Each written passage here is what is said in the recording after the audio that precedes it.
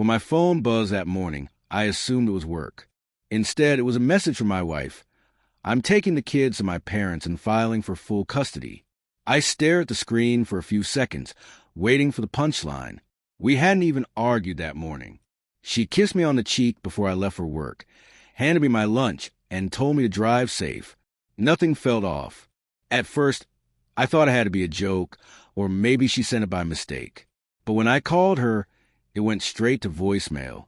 I called again. And again. Nothing. That's when panic set in. I left work early, my heart racing the whole drive home. When I opened the front door, the silence hit harder than any blow could. Her clothes were gone. The kids' toys, the ones scattered across the living room floor, were gone too. Even our framed family photo from the fireplace had disappeared. That's when it hit me. This wasn't impulsive. She planned it. I sank onto the couch, staring at the empty space where our photo used to hang. It had once been the heart of our home. Now, it felt like a hole in my life. I kept asking myself why. We weren't perfect, sure, but we were stable. Family breakfasts on Sundays, bedtime stories, movie nights. I thought we were fine. As hours passed, I began replaying little things. How distant she'd been lately, sleeping with her phone under her pillow, taking extra shifts at the office. Back then, I brushed it off. I trusted her. I always did. 2 days later, a letter arrived from her lawyer, a custody petition. Claims that I was emotionally neglectful, unstable. I laughed. A bitter, hollow laugh, the kind that tears at your chest. I wasn't perfect, but I adored my kids. Every night, I tucked them in, told them stories, made them laugh. I showed up for every school event, never missed a birthday. None of that mattered, apparently. When I finally got her to meet in person at a park, she looked like a stranger, cold, distant, her lawyer beside her. Why are you doing this, Emily? What did I do? I asked. She wouldn't meet my eyes. It's better for the kids. We need space. I told her we could fix it, that I would change. She shook her head. That's when her lawyer spoke. It's not about change. It's about safety.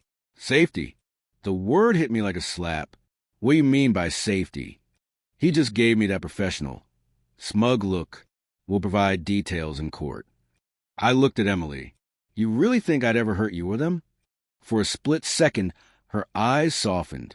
Then she looked away. That's when I knew someone had planted lies in her head. In the following weeks, it got worse.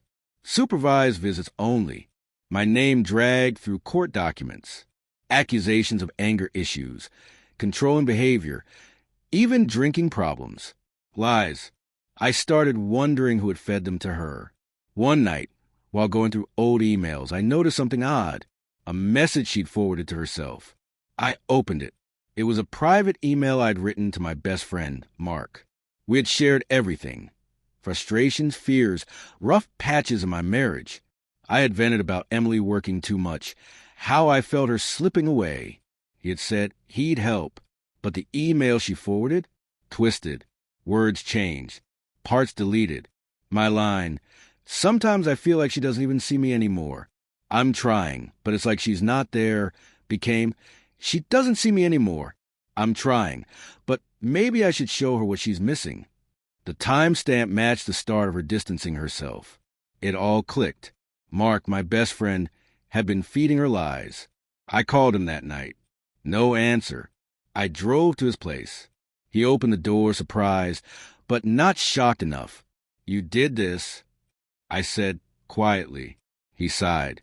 She deserved the truth. What truth? I snapped. You made it up. He looked at me, and then I saw it. The guilt burning behind his eyes.